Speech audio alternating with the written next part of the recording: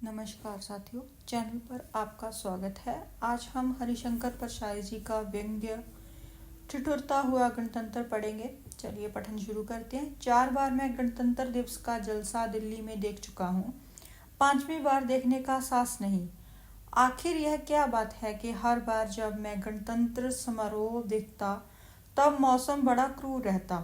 26 जनवरी के पहले ऊपर बर्फ पड़ जाती है, शीत लहर आती है, बादल छा जाते हैं, बूंदाबांदी होती है और सूर्य छिप जाता है। जैसे दिल्ली की अपनी कोई अर्थनीति नहीं है, वैसे ही अपना मौसम भी नहीं है। अर्थनीति जैसे डॉलर, पौंड, रुपया, अंतर्राष्ट्रीय मुद्रा कोष या भारत सहायता क्लब से तय होती है, वैसे ही दिल्ली का मौसम कश्मीर, सिक्किम, राजस्थान आदि तय करते हैं। इतना बेवकूफ़ भी नहीं कि मान लूँ। जिस साल मैं समारोह देखता हूँ उसी साल ऐसा मौसम रहता है। हर साल देखने वाले बताते हैं कि वह गणतंत्र दिवस पर मौसम ऐसा ही धूपहीन ठिठुरन वाला होता है। आखिर बात क्या है, रहस्य क्या है? जब कांग्रेस टूटी नहीं थी तब मैंने एक कांग्रेस मंत्री से पूछा था कि यह क्या बात है, हर गणतंत्र दिवस को सूर्य छिप रहा है, सूर्य की किरणों के तले हम उत्सव क्यों नहीं मना सकते? उन्होंने कहा, जरा धीरज रखिए, हम कोशिश में हैं कि सूर्य बाहर आ जाए, पर इतने बड़े सूर्य को बाहर निकालना आसान नहीं, वक्त लगेगा।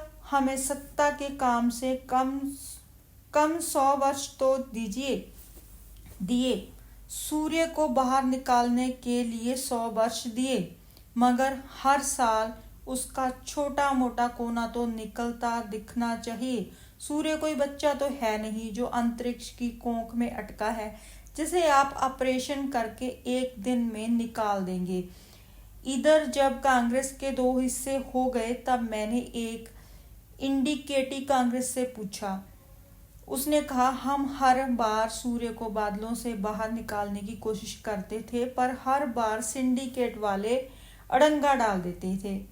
अब हम वादा करते हैं कि अगले गणतंत्र दिवस पर सूर्य को निकाल कर बताएंगे। एक सिंडिकेटी पास खड़ा सुन रहा था। वह बोल पड़ा, यह लेडी प्रधानमंत्री कम्युनिस्टों के चक्कर में आ गई है। वह लेडी प्रधानमंत्री कम्युनिस्टों के चक्कर में आ गई है। वहीं उसे उकसा रहे हैं कि सूर्य को निकालो। उन्हें उम्मीद है कि बादलों के पीछे से उनका प्यारा लाल सूरज निकलेगा। हम कहते हैं कि सूर्य को निकालने की क्या जरूरत है? क्या बादलों को हटाने से काम नहीं चल सकता? मैं ससो भाई से पूछता हूँ। वह कहता है, सूर्य गैर कांग्रेसवाद पर अमल कर रहा है। उसने डॉक्टर लोहिया के कहने पर हमारा पार्टी फार्म दिया है। कांग्रेसी प्रधानमंत्री को सलामी लेते वह कैसे देख सकता है? किसी गैर कांग्रेसी को प्रधानमंत्री बना दो तो सूर्य क्या उसके अच्छे भी निकल पड़ेंगे। जनसंगी बाई से भी पूछा। उसने कहा, सूर्य सेक्युलर होता है तो इस सरकार की परेड में निकल आता। इस सरकार से आशा मत करो कि भगवान अंशुमाली को निकाल सकेगी। हमारे राज्य में ही सूर्य निकलेगा। साम्यवादी ने मुझसे साफ कहा, यह सब CIA का षड्यंत्र है। 7वें बेड़े से बादल दिल्ली भेजे जाते हैं। स्वतंत्र पार्टी के नेता ने कहा, रूस का पिछलग्गू बनने का और क्या नतीजा होगा? प्रसोपा भाई ने अनमने ढंग से कहा, सवाल पेचीदा है। नेशनल काउंसिल की अगली बैठक में इसका फैसला होगा, तब बताऊंगा।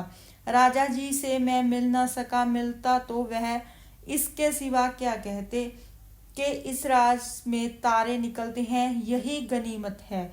मैं इंतजार करूंगा तब भी सूर्य निकले। स्वतंत्रता दिवस भी तो भरी बरसात में होता है। अंग्रेज बहुत चालाक हैं, बड़ी बरसात में स्वतंत्र करके चले गए।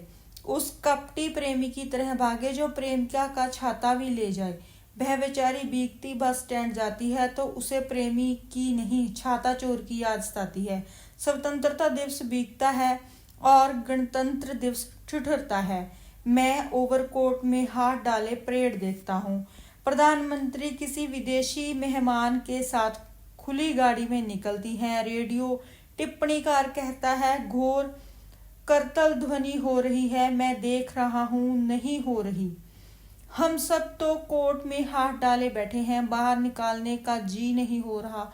हाथ अकड़ जाएंगे, लेकिन हम नहीं बजा रहे हैं। फिर भी तालियां बज रही हैं। मैदान में जमीन पर बैठे वे लोग बजा रहे हैं जिनके पास हाथ गरमाने के लिए कोर्ट नहीं है। लगता है गणतंत्र ठिठुरते हुए हाथों की तालियों पर टिका है। गणतंत्र को इन्हीं हाथों की ताली मिलती है जिनके मालिक के पास हाथ छिपाने के लिए गर्म कपड़ा नहीं। पर कुछ लोग कहते हैं गरीबी मिटनी चाहिए, तभी दूसरे कहते हैं ऐसा कहने वाले प्रजातंत्र के लिए खतरा पैदा कर रहे हैं। गणतंत्र समारोह में हर राज्य की झांकी निकलती है। ये अपने राज्य का सही प्रतिनिधित्व नहीं करती। सत्यमेव जयते हमारा मोटो है, मगर झांकियां झूठ बोलती है। इनमें विकास कार्य, जनजीवन, इतिहास आदि रहते हैं। असल में हर राज्य को उस विशिष्ट बात को यहाँ प्रदर्शित करना चाहिए जिसके कारण पिछले साल वह राज्य मशहूर हुआ। गुजरात की झांकी में इस साल दंगे का दृश्य होना चाहिए। जलता हुआ घर और आग में झोंके जाते बच्चे। पिछले साल मैंने उम्मीद की थी कि आंध्र की झांकी में हरिजन जलते हुए दिखाए जाएंगे, मगर ऐसा नहीं हुआ। यह कितना बड़ा झूठ है कि कोई राज्य दंगे के कारण अंतरराष्ट्रीय ख्याति पाए, लेकिन झांकी सजाए लघु उद्योगों की। दंगों से अच्छा गृह उद्योग तो इस देश में दूसरा है ही नहीं। मेरे मध्य प्रदेश ने 2 साल पहले सत्य के नजदीक पहुंचने की कोशिश की थी।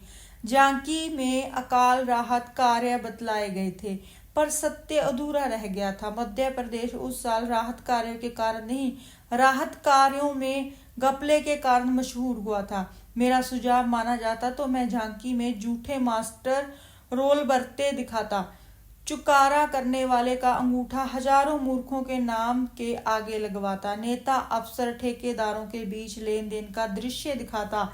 उस झांकी में वह बात नहीं आई। पिछले साल स्कूलों के टांट पट्टी कांड से हमारा राज्य मशहूर हुआ। मैं पिछले साल की झांकी में यह दृश्य दिखाता। मंत्री, अफसर वगैरह खड़े हैं और टाट पट्टी खा रहे हैं। जो हाल झांकियों का है वही घोषणाओं का। हर साल घोषणा की जाती है कि समाजवाद आ रहा है, पर अभी तक नहीं आया।